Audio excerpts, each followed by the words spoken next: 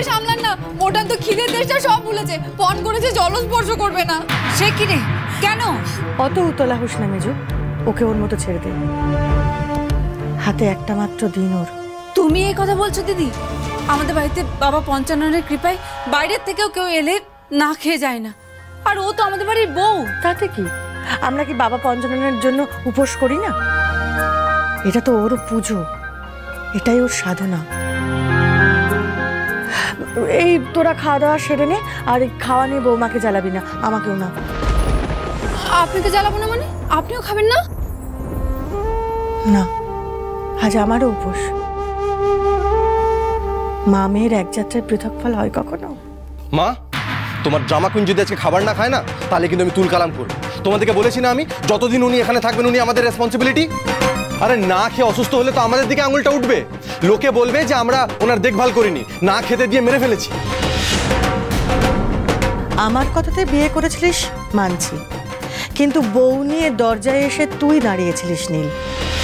ও তোর বউ, তাই ওর দায়িত্বও তোরই।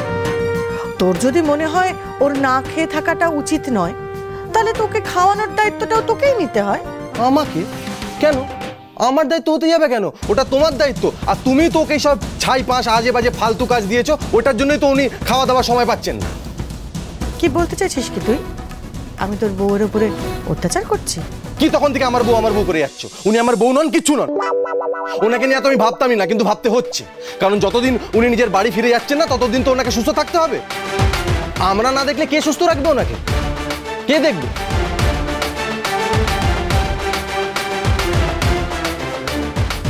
ছাড় না, তুই না হয় খেয়ে নে, ওর কথা বাদ দে। ওর পেটে টান পড়লেও ঠিক খাবার খেয়ে নেবে। তোকে ভাতটা দিয়ে দি। সরি মেজমা, আমি না এতটা দায়িত্ব জ্ঞানহীন হতে পারছি না। ওনাকে ওনার বাড়ি ফেরত আমাকেই দিতে যেতে হবে, আর উনি যদি অসুস্থ হন তাহলে কথাটাও আমাকেই শুনতে হবে। এটা হচ্ছে না। মা, তুমি যেই অকাজটা ওনাকে করতে বলেছো সেই কাজটা করতে ওনাকে বারণ করো, আর এখনই খেতে আসতে বলো। না বাবা, এই কাজটা ওকেই করতে হবে, তা খেয়ে হোক আর না খেয়ে।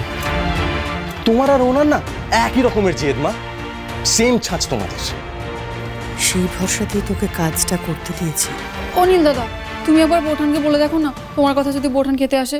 হ্যাঁ, এবারে আমিই বলবো। তোমাদের জন্য উনি খাওয়া দাওয়া বন্ধ করলেন, এবারে তোমরা কিছু করবে না, আমাকেই করতে হবে। শেষ পর্যন্ত আমাকেই ওনার পা ধরে সাধতে হবে। লিমিট ক্রস করে যাচ্ছ কিন্তু তোমরা এবার।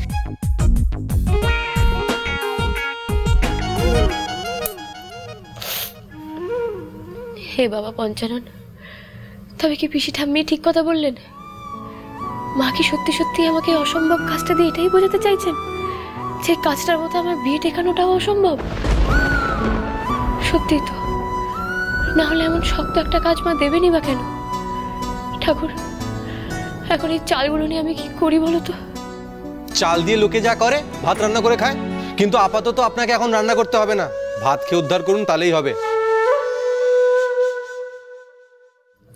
আমি খাবো না। আপনি খাবেন না? আপনার ঘাড় খাবে। বেশ তো, তবে ঘাড়ই খাক। নিন, আমার ঘাড়টাকে সঙ্গে করে নিয়ে যান আর গরস করে খাই দিন। নিন নিন নিন, নিয়ে যান। এই, নো চাটাং চাটাং কথা।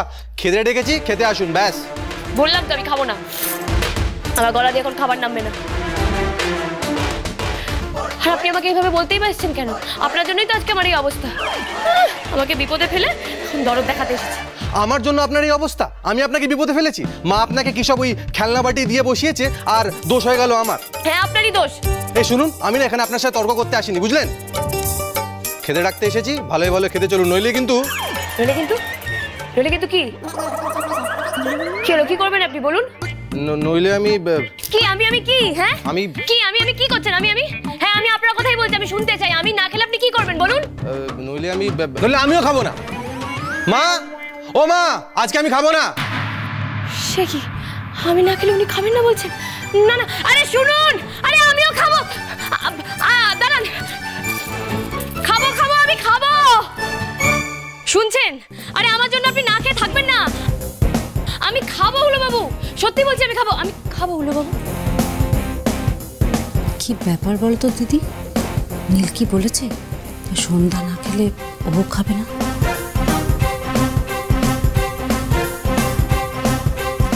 এটা কি সন্ধ্যার প্রতি টান জন্মানোর ফল, নাকি নিছক কর্তব্য কর্তব্যবোধ। মা, তোমরা হাঁক করে দাঁড়িয়ে দেখছো কি? এক্ষুনি ওনাকে খেতে বসতে বলো, সবার আগে। ওনার তো কোনো আর ভরসা নেই, কখন আবার মত বদলে ফেলবেন। বেশ তো, তোরা দুজনেই না হয় একসঙ্গে খেতে বসে পড়। বড়দেরকে না হয় পরে দেবো না। এই মেজো, দে দে দে। বৌমা এসো, তুমি আমার সঙ্গে এসো তো। চলো চলো চলো, নীল বসে পড়। এসো বসো।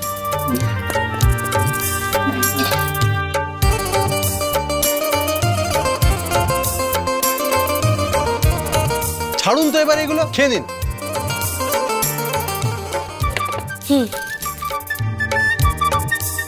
আরে কি বলছি আমি, আপনি সেটা শুনতে পাচ্ছেন নাকি না শুনেই হুম হুম করছেন? আমার সাথে মজা করছেন? যাই বলছি হুম হুম হুম হুম করে যাচ্ছে, দেখাচ্ছি মজা। আপনি একটা আস্ত উল্লুক, আস্ত বোকা আপনি। আরে হচ্ছেটা কি? এবার কিন্তু আমি রেগে যাচ্ছি। আরে সেই তখন থেকে বলে যাচ্ছি আমি, আপনি শুনছেনই না। আমার কথা কি ফেল না?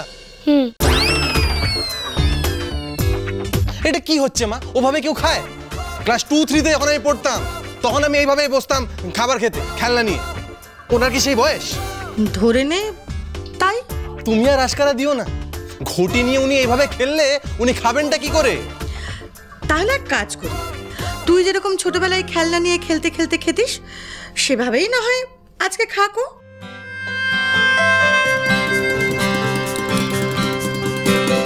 দেখি বৌমা, হাঁ করতে হবে কিন্তু এবার। হাঁ করো, হাঁ করো।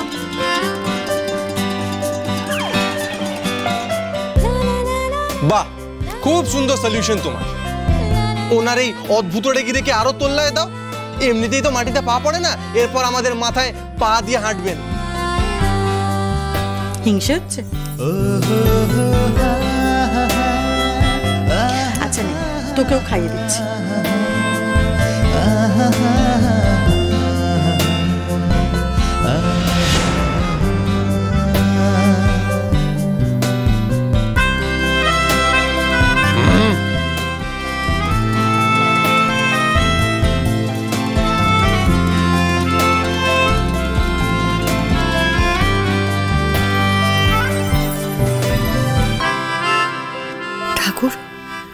বৌমা ওর বিয়ে বাঁচানোর রাস্তা খুঁজে নিতে পারবে তো? আমি যে ওদের দুজনকে এভাবেই পাশাপাশি সারা জীবন দেখতে চাই। আমার থেকে আমার মেয়েটাকে কেড়ে নিও না ঠাকুর। এই বাড়ির লোকগুলোর কি আক্কেল কে জানে। বাড়িতে যে একজন বয়স্ক মানুষ রয়েছে সে খেয়ালই কারণ নেই। সেই কোন সকালে কটা লুচি রাবড়ি দিয়ে খেয়েছিলাম, দুপুর গড়াতে চললো, খিদে পেট চোঁচো করছে, এখনো খাবার ডাকি এলো না। আর ডাক আসবেও না পিসি। বাড়িতে পুতুল খেলা হচ্ছে কি না? পুতুল? কি বলছিস রে? পুতুল কোত্থেকে এলো? তুমি বুঝলে না বুঝি? কেন? ওই তো ছেলে পুতুল গিয়ে বউ পুতুল নিয়ে এসেছে বিয়ে করে, আর মা এখন দুই পুতুলকে পাশাপাশি বসিয়ে নিজে হাতে তাদেরকে পিন্ডি গেলাচ্ছে। বাড়িতে যে আরো এতগুলো লোক রয়েছে তাদেরও যে খিদে টিতে পায় সেদিকে কোনো খেয়ালই নেই। কি বললি? বিজয়া নিজের হাতে ওদের খাওয়াচ্ছে? শেষ খাওয়া বোধ হয়। আসলে কি জানো তো, বৌদি তো বুঝেই গেছে না যে না ওই দুটোর একসাথে থাকা হবে না আর একসাথে খাওয়া হবে, কারণ বৌদি তো নিজেই ওদেরকে আলাদা করে দিচ্ছে।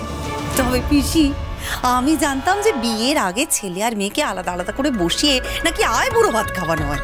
এ তো দেখছি বিয়ে ভাঙার আগে দুজনকে একসাথে বসিয়ে ডিভোর্স ভাত খাওয়ানো হচ্ছে গো। বিজয়া ছেলের বিয়ে ভাঙবে না হাতি। এই তুই চিনলি তোর বৌদিকে? বাড়িতে একজন বয়স্ক মানুষকে অভুক্ত রেখে, ননদ দেওর সবাইকে অভুক্ত রেখে, ছেলে আর ছেলের বউকে নিজের হাতে খাওয়াচ্ছে। মানেটা বুঝলি না? বিজয়া আপ্রাণ চেষ্টা করছে দুজনকে এক করার। না না না, তবে তো অঙ্কটা মিলবে না গো পিসি।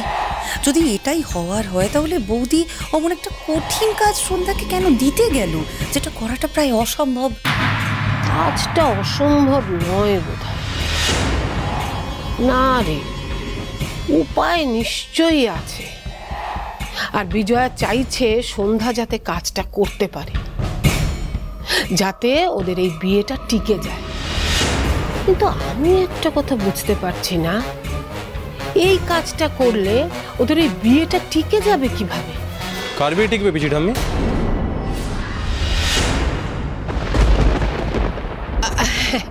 তোর আর সন্ধ্যার বিয়ের কথা হচ্ছে রে নীল।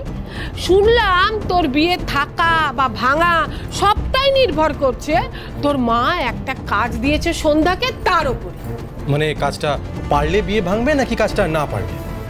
না, আমরা অত কিছু জানি টানি না রে নীল। তুই বরঞ্চ এই প্রশ্নটা গিয়ে তোর মা বা তোর বউকে কর।